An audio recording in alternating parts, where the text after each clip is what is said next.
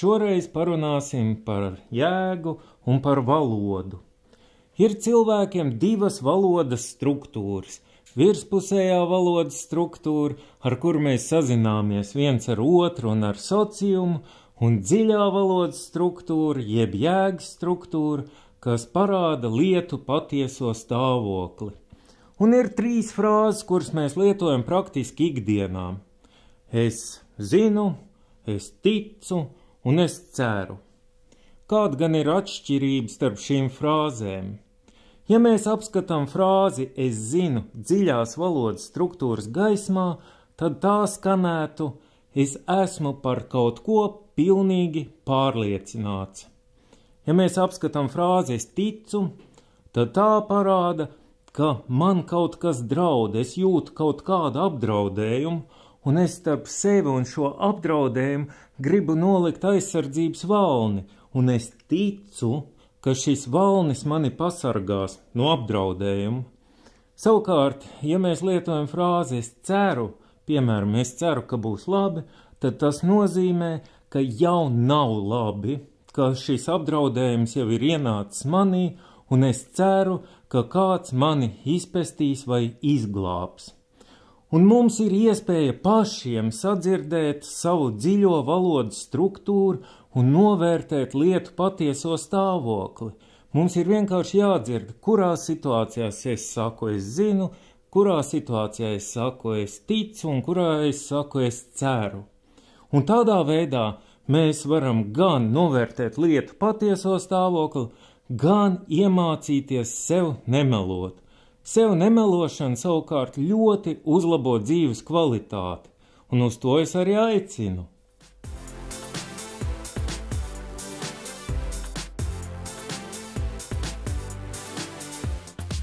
Daudzi no jums jautā, kā atrast pašam sevi? Katram no mums ir sava unikālā noskaņa. To veido idejas, alkas, nodomi un mūsu fiziskā veselība. Tas ir pamats. Svarīgi ir saglabāt un vērot savu unikālo noskaņu, lai tā var dabiski un harmoniski attīstīties. Piemēram, tu gribi strādāt ar bērniem, un bērni tevi mīl, bet tu aizēji strādāt pa inženieri un kļūsti neapmierināts ar dzīvi, tev nav idejas un nav radošā impulsa. Nezinot savas noskaņas, mēs dzīvē izdarām daudz kļūdainas izvēles. Kā rezultātā kļūstam par nelaimīgiem, neizpaustu noskaņu nesējiem pasaulē. Tomēr, lai arī tava noskaņa nav izpausta, viņa nekad neatstās tevi. Un labā ziņa ir tā, ka nekad nav par vēlu atgriezties pašam pie sevis. Vienmēr var sākt visu no sākuma un darīt to, pēc kā tu ilgojies. Būsim drosmīgi un sekosim savām noskaņām.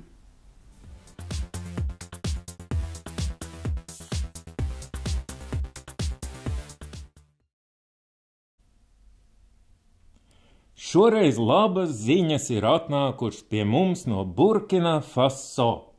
Lieta tāda, ka burkinietis Moktārs Dembele kopā ar savu draugu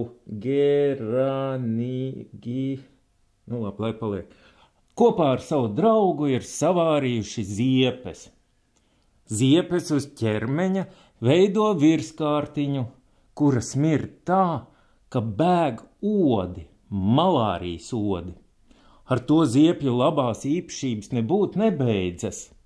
Cilvēks mazgājās, un nomazgājumi nokļūst notekūdeņos, kur mirst odu kāpuri. Par šo izgudrojumu afrikāņi ieguva $25,000 lielu prēmiju. Apsveicam! Savukārt latviešiem tagad ir vēsturiska iespēja Burkina Faso atvērt savu diasporu. Mēs ziepēsim Āfriku un varēsim līksmot kopā ar burkāņiem un fasāņiem. Tā arī daram.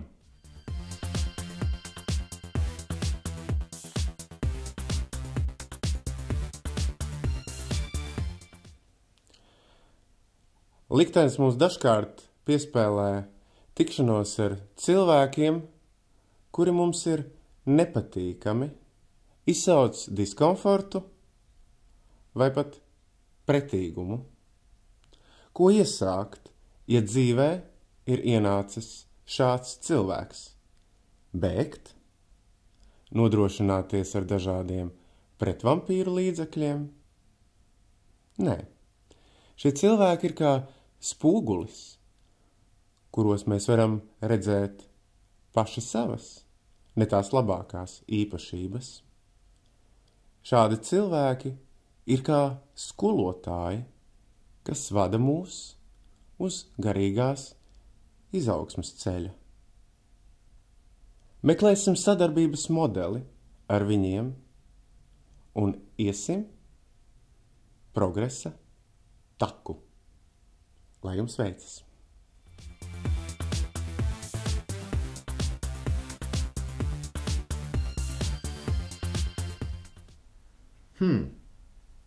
Tas man jums ir jāparāda. Šī būs viena kārtīga veiksmes nedēļa. Turklāt jums visiem. Bet būs jancīgi pavērot, kā dažādi cilvēki uzvedas, lai noturētos uz veiksmes ceļa. Dažiem būs tieksme uz āršķirībām. Gribēsies lielīties, šķiesties ar naudu vai citādi plātīties. Jā, tas var palīdzēt, taču tā jūs riskējat kļūt par pamuļķīti. Otrs veids ir zināt. Nevis ticēt, lūgties, pieprasīt, gaidīt, bet zināt, ka jums veiksies. Kā šo zināšanas sajūtu notvert? Piemēram, nomierinieties, pasakiet sev, ka es jau esmu tas, par ko vēlos kļūt, un tad vienkārši paļaujieties. Tas ir ārkārtīgi labs veids, kā iekāpt veiksmes noskaņā. Piemēram, kartupelis. Jūs taču zināt, ka pareizā laikā iestādot kartupeli un pareizi par to rūpējoties, rudenī tas dos varenu tupeņu ražu. Jā, panākumi var nenākt uzreiz. Visam savs laiks, bet tas, ko šonedēļ iesāksiet, dos labus rezultātus.